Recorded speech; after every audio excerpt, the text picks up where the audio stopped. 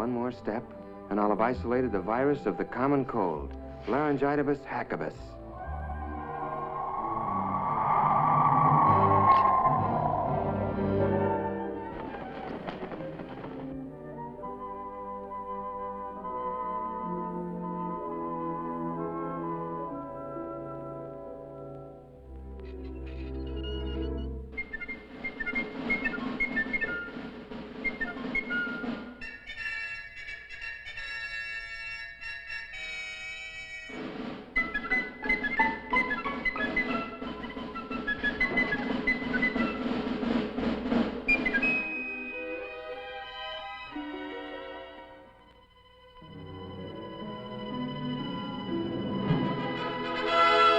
Illudium Fosdex, check. Anti-proton ballast, check. Prepare afterburners for blast off.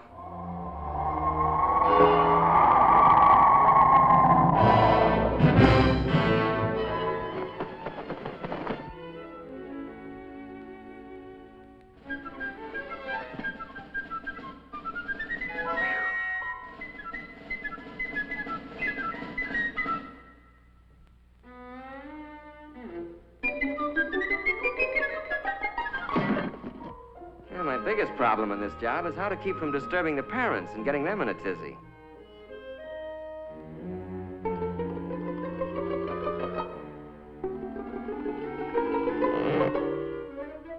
Rock-a-bye doggy in the treetop, when the wind blows, the cradle will rock.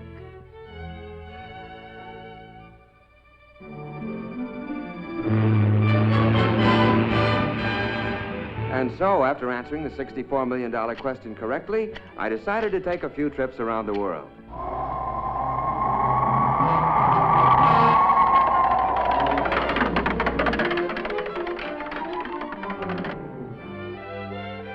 About time we threw a little light on the subject.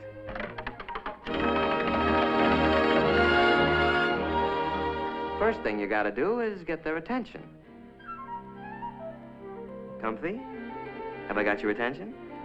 Okay, let's straighten out a few facts about you and the Army. Now then. Excuse me just a minute. Rock-a-bye doggy in the treetop, when the wind blows, the cradle will rock. You know, Ralphie, it's a funny thing, but every high school senior I've ever known thinks that when he gets into the service, all his buddies will look like a bunch of lower Slobovians. Of course, there's always one exception. You. Actually, they're going to be pretty much like the guys you're graduating with. Just plain old characters like Roy Robinson from Jefferson High in Portland, Oregon, Don Osgood from Page, Nebraska, Pete Willoughby, Los Angeles State College, Dick Martin from St. Peter's High in Worcester, Worcester, Massachusetts. Oh, well. Nice guys who wash their teeth every day, get their hair cut regular, well, fairly regular. Just a neck trim, please. Yes, sir. Just a neck trim. Well, what do you know? There was a human being under that pelt after all. Another interesting idea held by a lot of otherwise bright high school seniors is that the Army has all the right size clothing, but that it's mainly interested in getting it on all the wrong size people. Well, nice comic book stuff. But actually, the Army's no more interested in putting you into the wrong-sized uniform than your football coach would be. And for the same reasons. It's not necessary, it's inefficient, and it's just plain sloppy.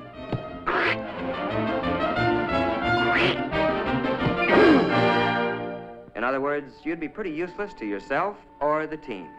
You know, according to some comic strip artists, our friend here, is the kind of non-com you find in the Army.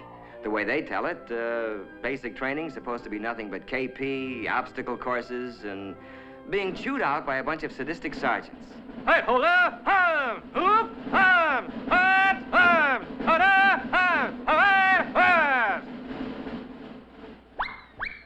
As a matter of fact, the Army's not about to use inefficient comic strip non-coms or officers any more than it would use outdated or inefficient weapons. No, the non-coms you're going to get acquainted with in basic will be very capable guys, and they'll be there for just one reason. To help you. You'll get to know men like Paratrooper Sergeant Mike Culhane, Master Sergeant Johnny Broderick from Okinawa in Korea, Corporal Tommy Webster, a high school senior when you were a junior, Sergeant Rod McCullum. He carries the Congressional Medal of Honor. Look, as long as we're on the subject, let's take a look at basic training and find out what it's really going to be like.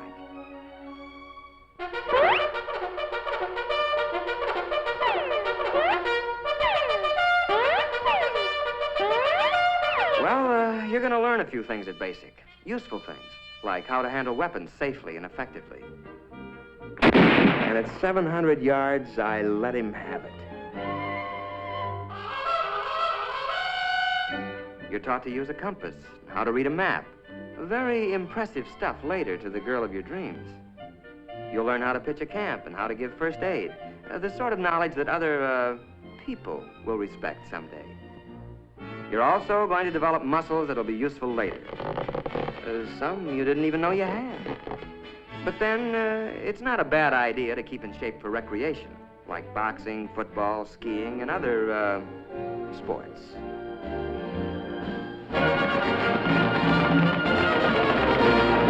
You're going to learn to snap a salute to all officers. Now, where'd that custom come from? Well, the way I heard it, the only way one knight could recognize another knight under those cast-iron tuxedos was to lift his visor. It's a sort of hello among military men. Then one day, you're going to suddenly realize that you're beginning to look like and act like a soldier or a man. And you'll be surprised to find that you're very proud to be serving your country in the United States Army. A short intermission. Rock-a-bye doggy in the treetop. When the wind blows, the cradle will rock. Okay, basics finished. Now what?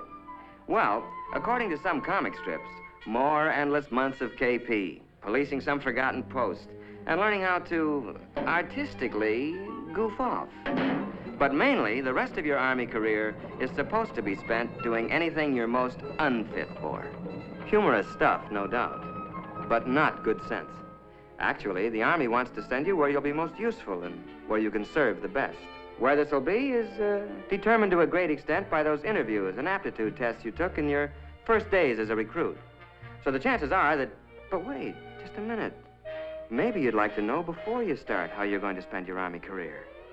Maybe you'd like to choose the training you want and not leave it up to chance. If so, then the Army has a special deal you'll want to hear about. It's called Reserved for You. And in it, you pick the job training you want before you enlist. The Army then reserves that position in the world's finest technical schools until you complete basic training. And now, let's go back to those dreams of yours. How about laboratory work in the medical field? The Army has some of the finest laboratory facilities, technicians, and scientists in the world. Well, that's just one of 127 courses offered by the Army. How about that dream of working with rockets or atomic power? How about guided missiles? You choose it, the Army's got it. The only ticket you need to this program is one high school diploma. Sound good? Well, I can make it sound better. The whole deal is guaranteed by this letter, written to you by the Adjutant General of the United States Army. You don't sign anything until that letter is firmly in your hands. Fair enough? Let's see, adventure? Pick your branch. How about a real elite outfit? Armor. Tank Commander Phillips. Not bad. Travel? Man, you do ask the nicest questions. This is Paris, and it's no dream. It's solid, and it's yours. Ralph Phillips, USA. Sound pretty choice? Your local recruiter can fill in all the details. Today, if you like. But remember that you're going to look a lot bigger to the Army with that high school diploma under your arm. Oh, quick warning, though, Ralphie. You can only grab one of these special deals before you receive your induction notice. So why not call on the Army before the Army calls on you?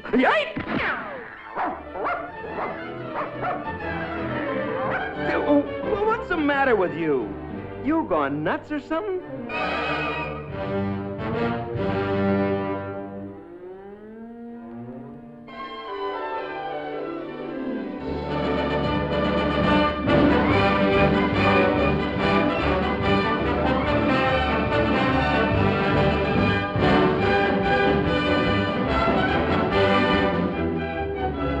Remember, it's reserved for you.